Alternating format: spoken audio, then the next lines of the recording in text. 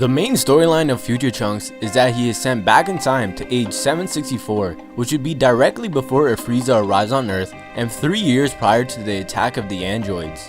However, Dragon Ball Wrong Time is a manga created by Selfie SK. First link in the description if you want to check it out yourself. But the manga is about Bulma, who sends Trunks to not age 764, but to age 762, 2 years prior. From just one human mistakes, events pan out completely different. And before we go over this story, just a reminder that it's read from left to right. Anyways, let's jump right into the story. The story starts off the same way as the main Dragon Ball Z timeline.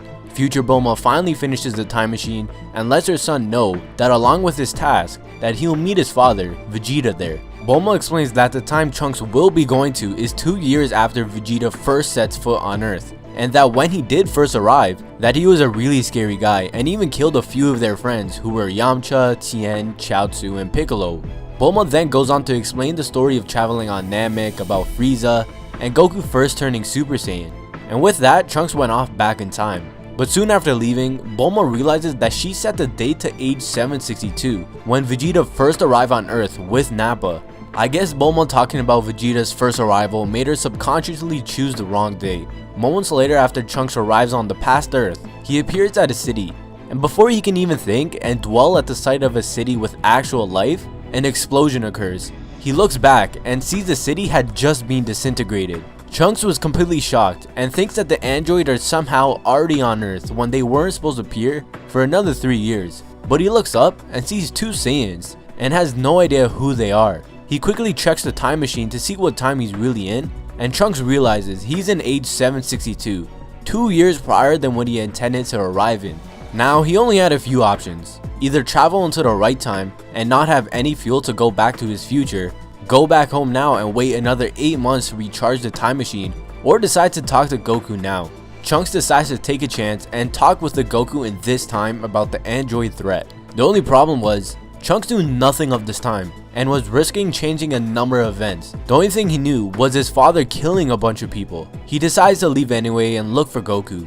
He senses a group with the highest power levels on Earth at this time fighting each other. Trunks knows that this group is probably fighting his father, but he wants to talk to Goku without interrupting any of the events. While Trunks is heading there, he suddenly feels 14 fighters go down to only 5, and knows his mother was right about his father killing a bunch of people. When he arrives, he identifies Gohan, Piccolo, but doesn't even realize who Krillin is. He sees they're fighting some bald-headed guy, and Trunks assumes the shorter Saiyan with longer hair is his father. He doesn't talk to them because he wants to avoid changing any of the events here and hides behind a rock until Goku arrives. But Piccolo now senses Goku is on the way, and Trunks wants to leave this area and talks to Goku before he arrives to the fight. But he hears Vegeta yell out to Nappa to kill them all now. And Trunks remembers his mother saying that Piccolo did die here, and since Piccolo was still alive, he assumed that's what exactly is going to happen right now. Nappa was going to kill Piccolo. So when Nappa heard this, he fires a blast directly at Gohan. And keep in mind, in the original timeline, this is where Piccolo would jump in front of Gohan, sacrificing his own life to save him. But Trunks didn't know this. All he saw was a blast fired at Gohan that would kill him if it hit.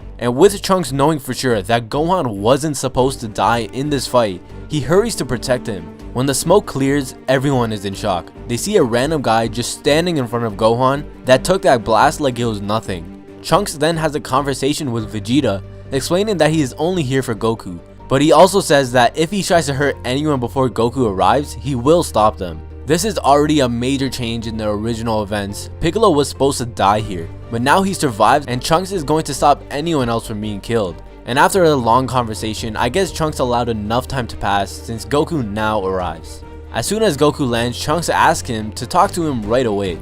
But Vegeta will not let any more talking happen and starts his attack on Goku. Trunks knows he could just knock out Vegeta and that would allow him to talk with Goku, but he didn't want to interfere any more than he already has and decides to just wait out the fight before he says anything. But remember, in this version of the story, Vegeta starts his attack right away, so Nappa is still alive and well. And Nappa is about to kill Krillin, and Goku tries to hurry to defend him, but Goku is shot by Vegeta, similar to what happened in Resurrection of F. Goku is not dead, but he is heavily injured and on the floor. And with Goku out of the way, Nappa kills Krillin. And with Krillin's death, Trunks realizes who Krillin was and knows he wasn't supposed to die here. Goku then eats the Senzu Bean he originally split and gave to Gohan and Krillin in the original timeline, and knowing all of his friends are dead, Goku gets mad, just not mad enough to transform. He quickly kills Nappa to get him out of the way, but remember, Vegeta at this time is his savage self, and fires a blast directly at Gohan, killing him, but then it's revealed that Trunks again saved Gohan. Trunks then continues to ask Goku to let him talk to him, because what he has to say is a lot more important than this fight. But Vegeta wasn't going to let this happen, and Goku didn't seem like he was all that interested either. So Goku and Vegeta continue fighting. Goku uses his different techniques like the Kaioken, and the fight is pretty much like the original. But Trunks was getting impatient, the fight had dragged out too long, and he needed to talk to Goku, and has made the decision to stop the fight himself. But Piccolo hears Trunks say this, and then questions him who he is. Sadly, the story ends here, and apparently the creator had to say this. The creator basically lost all motivation to continue the story and is discontinuing it forever. And it really sucks because I thought what he had so far was really great. And a story about Trunks going too far back in time and meeting his father when he was evil was really interesting. Anyways guys, like I said before, the full story is in the description. But I hope you guys enjoyed this video. Till next time, I'm TGM2 and I'm out.